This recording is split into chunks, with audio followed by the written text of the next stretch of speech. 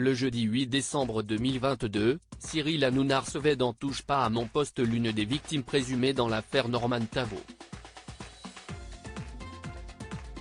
Selma, jeune fille de 21 ans, est revenue sur son expérience avec le youtubeur, et notamment sur les attentes du vidéaste lorsqu'elle était mineure.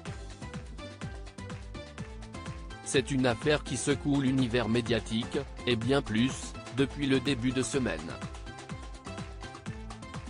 Après des plaintes déposées par 6 femmes, le lundi 5 décembre 2022, le célèbre youtubeur Norman Tavo a été placé en garde à vue pour viol et corruption de mineurs. Finalement libéré le mardi 6 décembre 2022, le vidéaste renommé de 35 ans a vu les poursuites être pour le moment stoppées, à ce stade de l'enquête. Le jeudi 8 décembre 2022, l'une des plaignantes, Selma, était l'invitée de l'émission Touche pas à mon poste sur C8.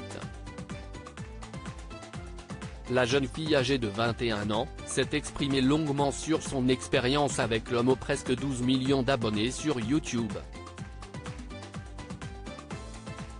J'ai été contacté par Maggie, et j'ai été ajouté dans un groupe dans lequel il y a une quinzaine de plaignantes, a débuté la jeune fille sur le plateau du programme quotidien.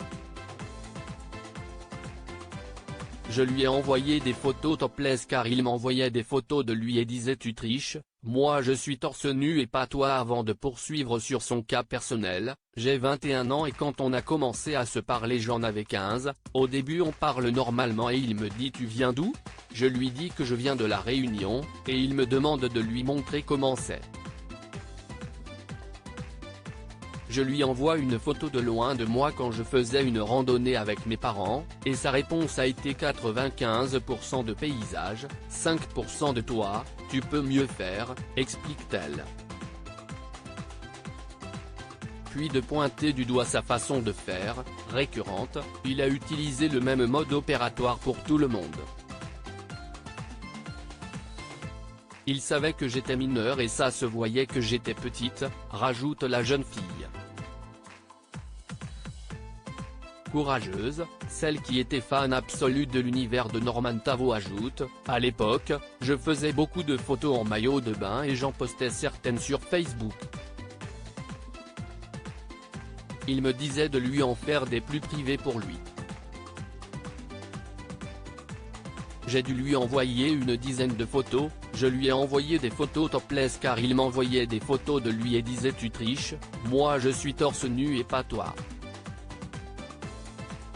En somme, un témoignage qui accuse Norman Tavo de corruption de mineurs. Après sa garde à vue, le youtubeur a été libéré, mais l'enquête se poursuit.